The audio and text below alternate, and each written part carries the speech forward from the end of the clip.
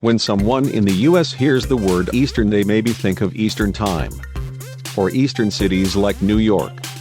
But for us, the aviation studiers, when we hear the word Eastern, we refer to this. There was an airline that found a way to fly and formed a route network strong enough to compete.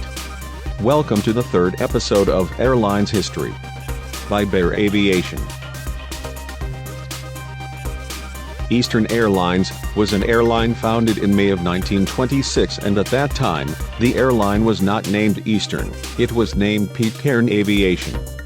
As many airlines of the time, they started as a mail delivery airline across the U.S. delivering mail for rich people. It is now the 1930s. And Eastern still was Pitcairn Aviation. But in 1934, the U.S. chattered the mail contracts. And practically all the airlines that served as mail airlines started to serve passengers. One of those was Eastern, that began transporting passengers and cargo across the US. One of the things that made Eastern grow too fast was their type of route network. They had a route that was from New York, then to Atlanta, and on to Miami. The airline bought 6 Douglas DC-3s, because it was the plane of the time. And with that they expanded their route network all across the eastern coast, almost creating monopoly. Unfortunately, not everything was roses. Why? Because the US was in the Great Depression. And the super expensive prices made not many people to fly. Eastern managed to pass that by attracting many vacationers to Florida by keeping the prices low as $40 each. The airline bought more DC-3 and started service to Chicago's new airport. It is now the 1940s.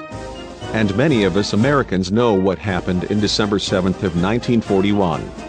But in short words, America joined WW2. And it's surprising that a passenger airline helped. Eastern Airlines helped the U.S. in the WW2 by delivering mail contracts and posts from the soldiers to their families, and also deliver telegrams from Allied ships. It is now the late 40s, and now the... Can you please stop the military music? The war is over. Now that the war is over, many passenger airlines head back to service, and one of those was Eastern. And what Eastern did was expand even more to the Middle East, just a little. They also added new menu food like chicken or steak. Now there was no depression, and Eastern reduced its prices even more. The trip from New York to Atlanta now just costs $30, which would be about $190 today. But for 1948 that was really low price. The 1950s was at the doorsteps, and Eastern needed to do something big. And in 1949 they bought their first airline. They bought Colonial Airlines, and that expanded the airline into the Caribbean.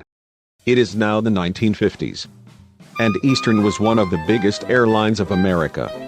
When they bought Colonial Airlines, they obtained a new airliner, the Douglas DC-6B. With this new plane they were able to expand even more further to the US, so further that they could even reach Denver.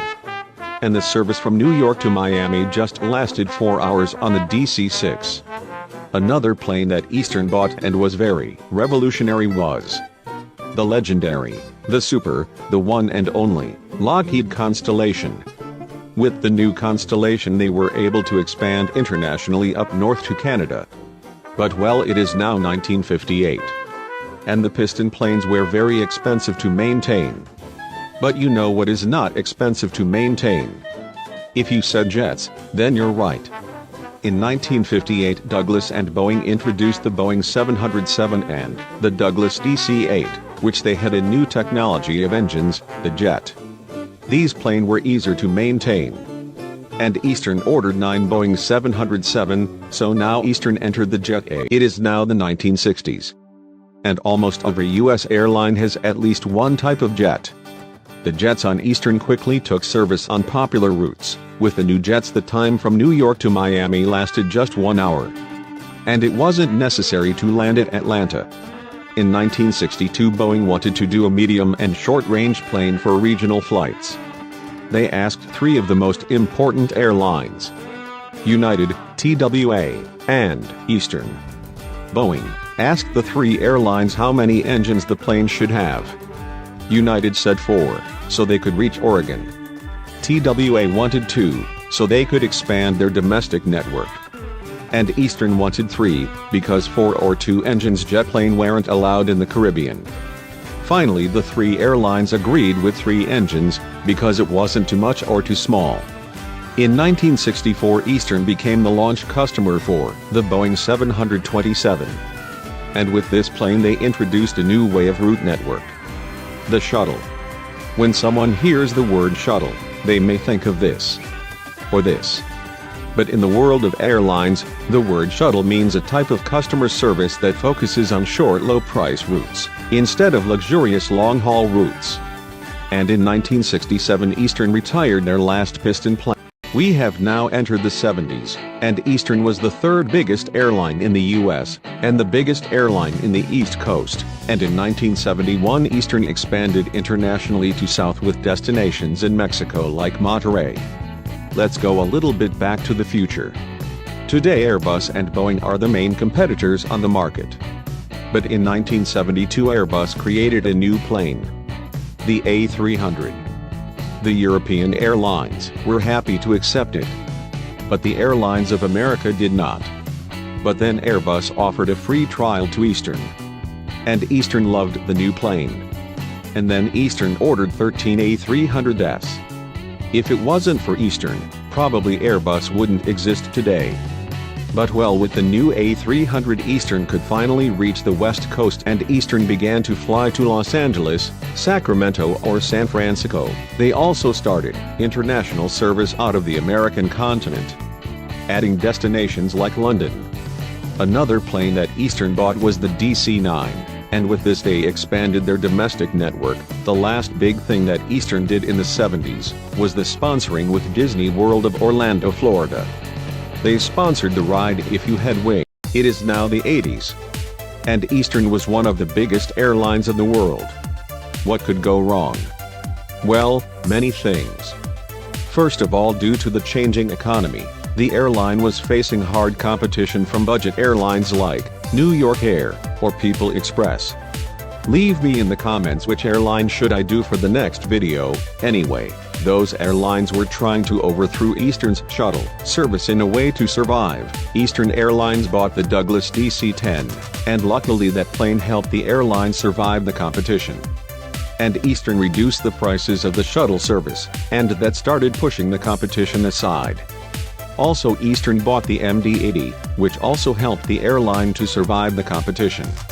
Another plane that Eastern bought was the Boeing 747.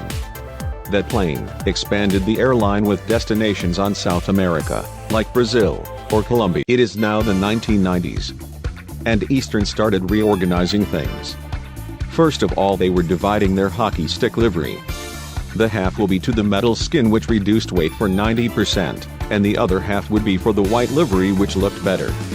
The early 90s were really great for Eastern, because they had bought the Boeing 757, which was really efficient. But well, nothing can last forever.